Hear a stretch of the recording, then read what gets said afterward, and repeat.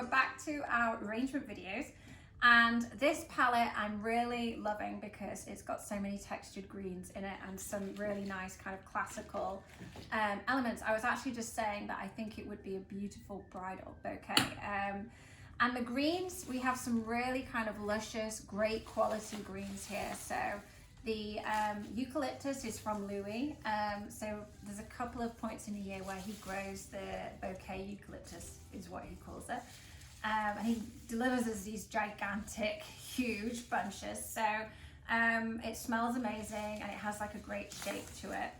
And then we also have some pearl acacia from Frank. Now it's pretty cool that this is coming back into season. So it took a while. So we had it around Christmas time and then we've not had it until now. So excited to see this back. And then we also have a couple of pieces of the hellebore. One thing to note on the helleborus is that the stems are pretty short.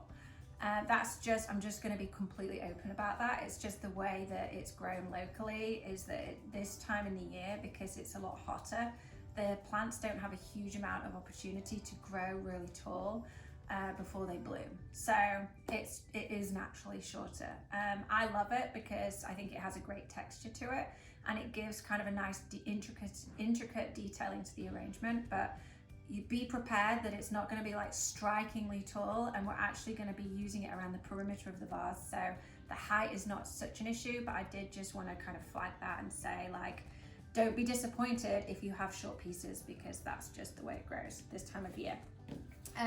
We have a few pieces of white larkspur from Milano Farm in Carlsbad. And then, so I know everyone was loving the double petaled tulips that we had a few weeks ago. And the variety that we used then was called a Columbus variety. So I went back to the farmer and I was like, look, you know, do you have any white?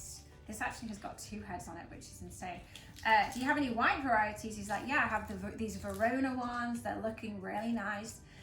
So the same thing is that they will open up and they'll look almost like peonies. People have started to call these variety of tulips like peony tulips. So I hope you like those. And then the other thing we have is we have some anemones. So anemones, I always get nervous about anemones because they bruise so easily. These guys we've bought from KB Farms in Watsonville, and you're gonna have a mixture of colors, so from blush to white to soft pink. So that was kind of the agreement that I made with them, is like they only grow a certain amount of different colors, so we will have like a bit of a color variety, and you'll have multiple sizes as well.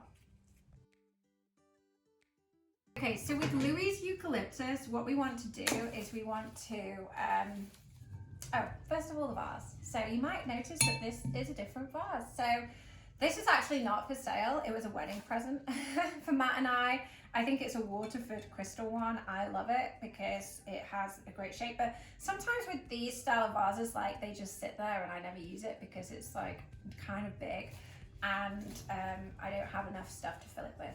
But I thought this week it was actually perfect because there's so many textured greens in this box. It's actually like really full and wide.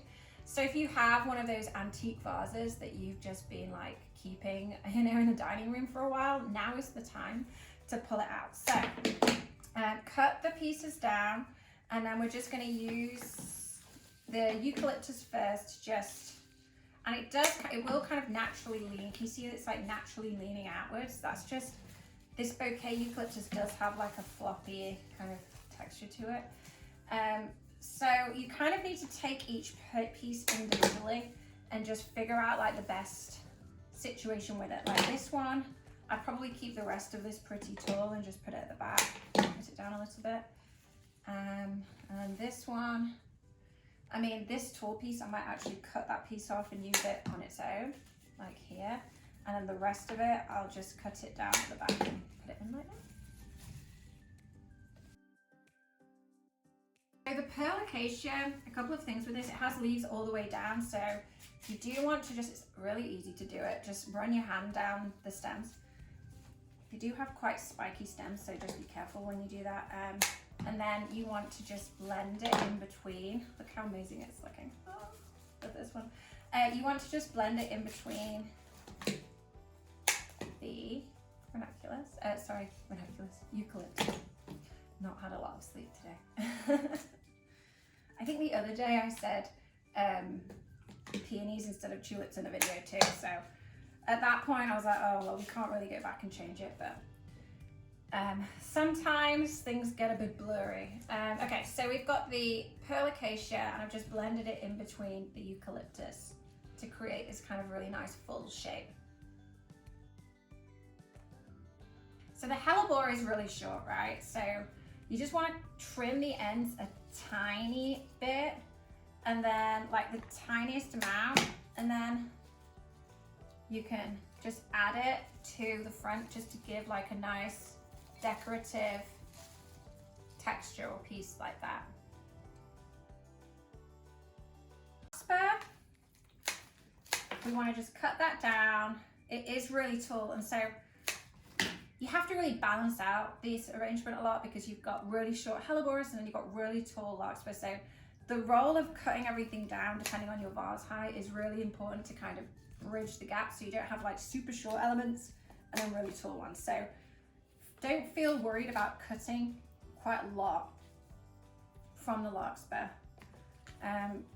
We buy everything straight from the farmers and we literally trim them to hydrate them, but we don't cut them down from a design standpoint because the more you cut, like the less, the more that you cut, then the greater the chance, the quicker the water kind of fills up to the top of the bloom, which means the quicker it rehydrates, which means it can die quicker too, depending on the flower.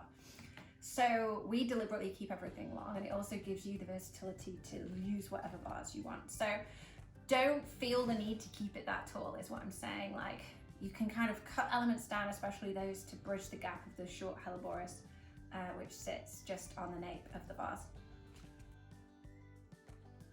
So tulips, let's strip the leaves from the tulips. Now, these tulips, you'll know, like, trust me on this.